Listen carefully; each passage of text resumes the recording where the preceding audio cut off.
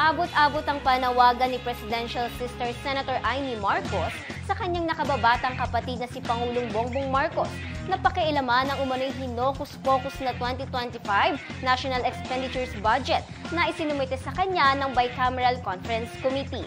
Partikular aniya sa hindi masikmura ng senadora ay ang tinapyas na 50 billion pesos fund para sa 4P sa taong 2025 na nangangahulugang zero budget o walang matatanggap na regular na ayuda ang higit sa 4 na milyong Pilipino na benepisyaryo ng nasabing programa.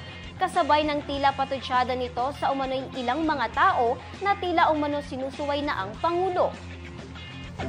Balita ko, kasi yun naman ang datos na nasa akin dahil committee ko, 50 billion daw ang tinanggal sa 4Ps program. Ibig sabihin, 4.4 million na pamilyang Pilipino na sertipikado. Talagang totoong poorest of the poor.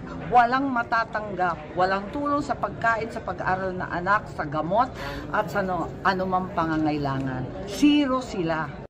Mananawagan ako sa aking kapatid, ng ating mahal na Pangulong Bongbong, na kung mahina ang aking boses na mag-isa, ngayon nawa ay marinig mo ang sama-samang sumamo ng taong bayan. Kasi nung siya ay nagsona, nung ikaw ay nagsona, nagsabi ka ng mga proyektong dapat unahin. Ngayon sinusuway ka na ng mga ilang tao na akala mo siguro makakabuti para sa atin at para sa bayan.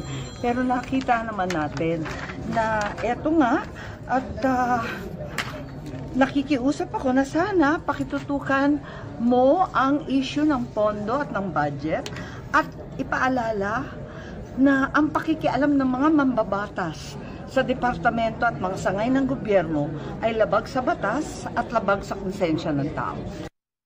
Si Senator Amy ang sponsor ng Department of Social Welfare and Development proposed budget at maraming ayuda programs ng naturang ahensya ang kinatayang pondo kabilang ang 4Ps.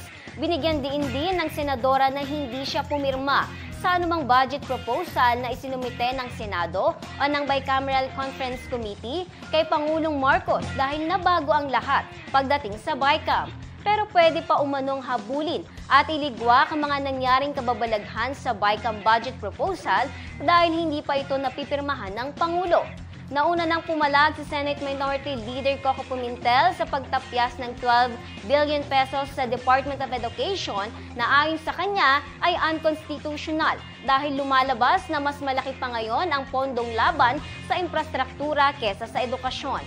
Bukod sa paglabag ito sa konstitusyon na nag-aatas na pinakamalaki dapat ang pondo sa edukasyon, sa mismong privilege speech ni Pangulong Marcos ay prioridad nito ang edukasyon. Kaya pinapabito ni Pimentel sa Pangulo ang BICAM report na DepEd budget cut.